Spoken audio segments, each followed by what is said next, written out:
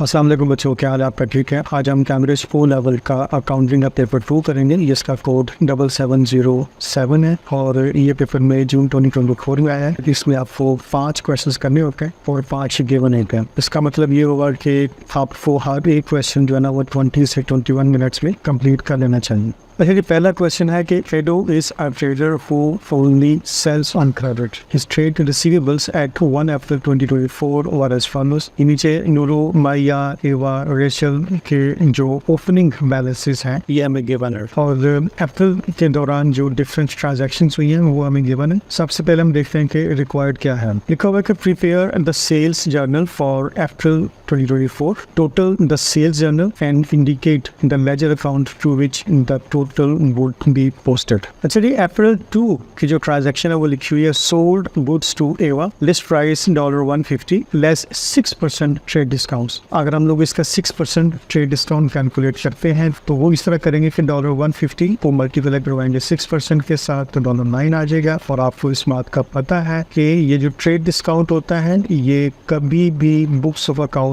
में नहीं लिखा जाता। चले हम इसको एडो के सेल्स जर्नल में लिख लेते हैं। यहाँ पे लिखते हैं 2024 अप्रैल 2, डिटेल्स में लिखेंगे एवा और 150 में से $9 माइनस करेंगे और यहाँ पे लिख देंगे 141। अप्रैल 9 को लिखा हुआ जी रिसीव्ड टेलीफोन ट्रांसफर फ्रॉम एवा 689। ये जो ट्रांजैक्शन है ये बेसिकली सेल्स लेजर से कंसर्न है, बिकॉज यहाँ पर कोई सेल्स वो नहीं हो रही बल्कि रिसीविंग मिली है। जो हमारा कस्टमर है एवा उसने हमें पे बैक किया है थ्रू बैंक, सो इसका जो ताल्लुक है वो सेल्स जर्नल के साथ मूविंग है। अप्रैल 12 को लिखा हुआ है सोल्ड गुड्स टू नूरो $165। ये ऑब्वियसली वो सेल्स जर्नल से रिलेटेड है तो हम लोग यहाँ पे लिख लेते हैं अप्रैल 12। यहाँ डिटेल्स में लिखेंगे नूरो और अमाउंट्स में लिख देते हैं 165। अप्रैल 13 को received cheque 627 from Maya in full settlement of an invoice of 660। Again ये जो ट्रांजैक्शन है इसका ताल्लुक सेल्स जर्नल के साथ नहीं है, बिकॉज यहाँ पर सेल्स नहीं की गई बल्कि जो सेल्स पहले से की हुई थी उनके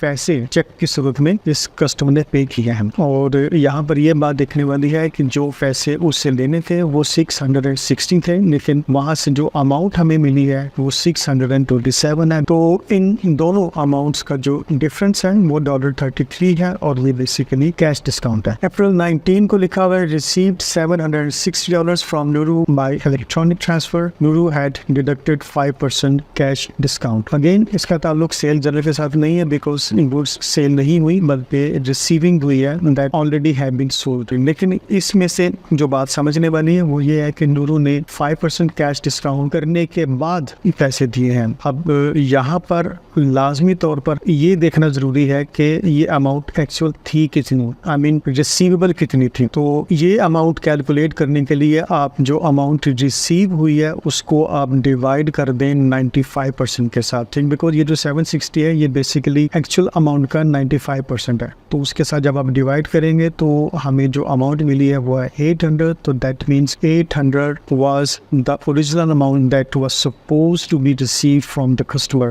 but actually हमें वहाँ से मिले 760। तो यहाँ पर जो $40 है वो कैश डिस्काउंट है और इसको बाकायदा बुक्स ऑफ अकाउंट्स में लिखा जाएगा, इसको रिकॉर्ड किया जाएगा। अप्रैल 20 की ट्रांजैक्शन है कि नूरो रिटर्न गुड्स $30। तो अगेन यहाँ पर जो बात देखने वाली है वो ये है कि यहाँ पर सेल्स नहीं हुई बल्कि रिटर्न हुई है। तो चूंकि सेल्स नहीं हुई तो इस ट्रांजैक्शन का ताल्लुक भी सेल्स जर्नल के साथ नहीं है बल्कि इसको भी हम सेल्स लेजर में लिखेंगे। अप्रैल 21 में लिखा हुआ है कि sold goods to Maya, list price $480 और इसका जो ट्रेड डिस्काउंट है 5% and cash discount 5% if invoice paid within 30 days. यहाँ पर जो बात है वो ये है कि ये बेसिकली सेल्स हुई हैं, तो ये जो सेल्स है इसको सेल्स जर्नल में लिखा जाएगा। लेकिन इसकी जो लिस्ट प्राइस है वो $480 की है और इस पर ट्रेड डिस्काउंट जो है वो 5% का है। 480 का 5% कैलकुलेट कर लेते हैं और ये बनता है हमारे पास $24। एंड हम जानते हैं इस बात को कि जो ट्रेड डिस्काउंट होता है वो कभी भी बुक्स ऑफ अकाउंट्स में नहीं लिखा जाता। हाँ,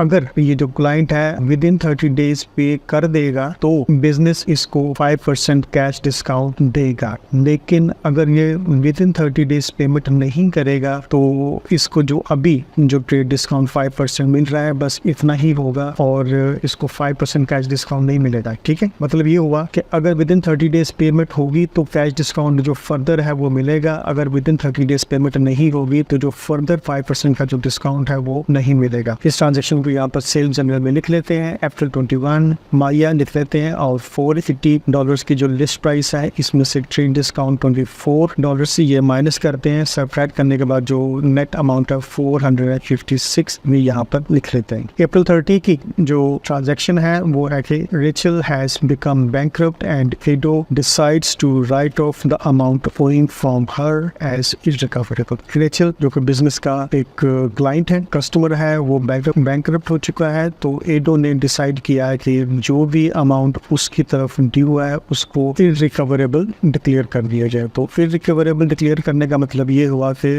उसको बैड डेट कह दिया जाएगा कि ये अमाउंट हमें नहीं मिलेगी। तो चूंकि सेल्स नहीं हुई तो लिहाजा इस ट्रांजेक्शन का ताल्लुक भी जो है वो सेल्स के साथ नहीं है, सेल्स जनरल के साथ नहीं है, तो इसको हम लोग सेल्स लेजर में लिखेंगे। ठीक है, अच्छा रिक्वायर्ड में था कि टोटल द सेल जनरल यानी कि सेल जनरल का टोटल किया जाए और indicate the ledger account to which the total would be posted, कि इस टोटल को किस लेजर में पोस्ट किया जाएगा। तो उस लेजर का नाम है सेल्स अकाउंट।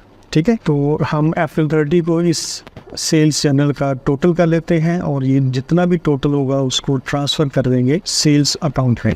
ठीक है, जो कि 762 है। जो मार्किंग स्कीम है वो कुछ इस तरह है कि अप्रैल 2 और 21 और जो 30 अप्रैल जिसमें आपने टोटल को ट्रांसफर करना है, इन तीनों ट्रांजेक्शन का एक एक मार्क मिलेगा। अगर आप इसको सही तरीके से कैलकुलेट करते हैं तो आपके ये जो 3 मार्क्स हैं ये सिक्योर हो जाएंगे। आई जस्ट होप कि आपको समझ आ गई होगी।